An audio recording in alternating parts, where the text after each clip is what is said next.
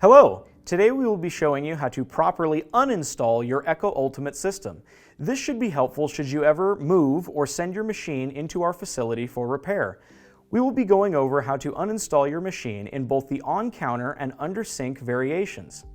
We will begin by showing you how to properly uninstall your on-counter machine. If you have the under-sink version of the Echo Ultimate, we will be going over that later in this video. The first thing you should do to uninstall your Echo Ultimate is turn the machine off. This is done by flipping the switch on the rear of the machine. Disconnect the power cord from the machine. This port is located just below the switch.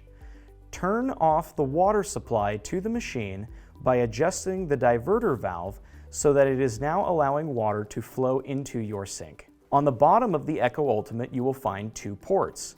These are the source water inlet port and the acidic water outlet port. To disconnect the tubing, you will need the key or fitting spanner.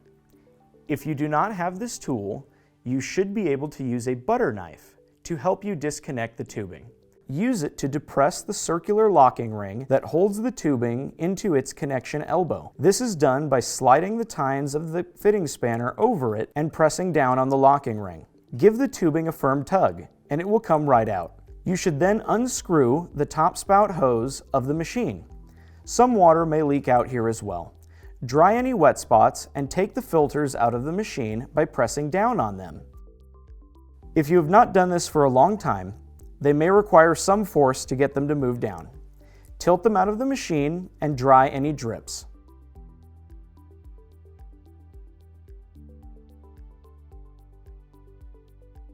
Your machine is now fully disconnected from its water source, power, and is ready to move.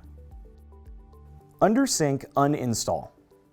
The first thing you need to do is turn off the machine. This is done by flipping the on-off switch on the back of the machine. Then disconnect your machine's large 3-pronged black power cord from the rear of the machine. Then make sure you turn off the T-valve that is supplying your machine with water. Disconnect the black power cord connecting your faucet to the machine. Disconnect the tubing entering the top spout of the machine. This is done by depressing the oval locking ring on the top spout adapter. We recommend that you use the key or fitting spanner to depress the oval locking ring holding the tubing in place. Tilt your machine forward so that you can easily access the source water inlet port and the acidic water outlet port. Depress the white circular locking rings with the key or fitting spanner and give the tubing a swift tug. It should come right out. If it does not, make sure that you are depressing the locking ring while pulling on the tubing. Some more water may leak out here. Use the towel to make sure that the area remains dry. Take the filters out of the machine by pressing down on them. If you have not done this in a long time, they may require some force to get them to move down. Tilt them out of your machine and dry up any drips. Your machine is now fully disconnected from its water source, power, and is ready to move. To remove the faucet, you must unscrew the metal locking ring. This can take some time, so we have sped this up for your convenience.